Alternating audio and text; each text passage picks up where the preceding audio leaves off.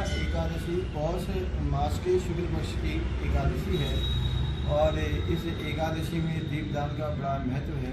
और साथ ही पुत्रदा एकादशी के बारे में भगवान श्री कृष्ण से अर्जुन पूछ रहे हैं कि पुत्रदा एकादशी का क्या महत्व है।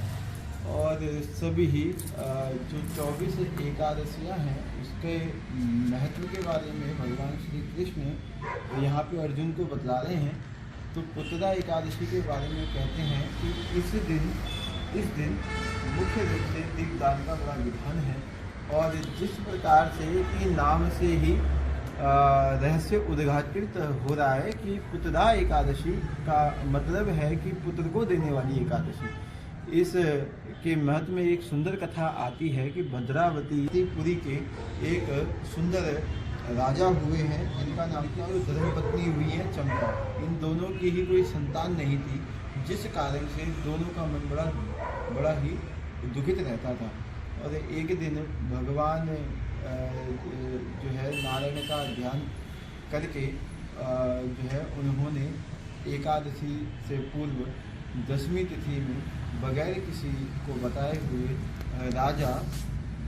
राजा सुकेतु एक वन में गए और उस वन में विहार करते करते दोपहर हो गई और दोपहर में उनको प्यास लगी। जब उनको प्यास लगी तो उन्होंने कुआं या सरोवर इस प्रकार से जल के तलाश में बड़े किसी आश्रम में गए। और आश्रम में वहाँ उस समय सुंदर ऋषि मुनि गण बहुत से लोग वेद पाठ इत्यादि कर रहे थे। उनके पास जा कर के उनकी खूब सेवा करी।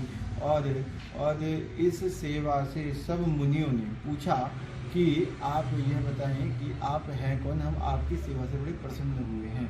तो यहाँ पे राजा ने अपना परिचय दिया और फिर उनसे उनका परिचय पूछा। तो उन्होंने कहा कि हम लोग विश्वदेव हैं और जो है आज यहाँ पे इस प्रकार से आप लोग व्रत पूजन कर रहे हैं, इसका क्या प्रयोजन है। इस प्रकार से जब प्रश्न किया तो उन्होंने कहा कि आज पुत्रदा एकादशी है और पुत्रदा एकादशी को व्रत करने से समस्त कामनाएं मनुष्य की पूर्ण होती हैं और संतान रत्न की प्राप्ति पुत्रदा एकादशी के व्रत को करने से होती है।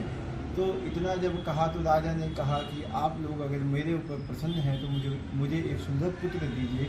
तो उन्होंने पुत्रदा एकादशी के व्रत को करने को कहा और राजा ने इस पुत्रदा एकादशी का व्रत किया और पूरी एकादशी जो है उन्हीं संतों के साथ रह करके उन्होंने जो है अपने इस व्रत का पारायण द्वादशी में किया। और इससे भगवान गोविंद प्रसन्न होकर के उनको सुंदर पुत्र रत्न की प्राप्ति हुई। तो इस प्रकार से इस जो एकादशी है सभी एकादशियां श्रेष्ठ हैं। और आज पुत्रदा एकादशी के बारे में आप सभी लोगों ने जाना। और ये बहुत सुंदर एकादशी का व्रत है। जिन लोगों की संतान ही नहीं हो रही है या जो लोग पुत्र रत्न की प्राप्ति चाहते हैं तो उनको पुत्रदा एकादशी का व्रत अवश्य करना चाहिए। तो भक्तों आज हमने पंडित जी से जाना कि पुत्रदा एकादशी के क्या फल हैं और क्या महत्व है। तो पंडित जी का हम बहुत बहुत धन्यवाद करते हैं।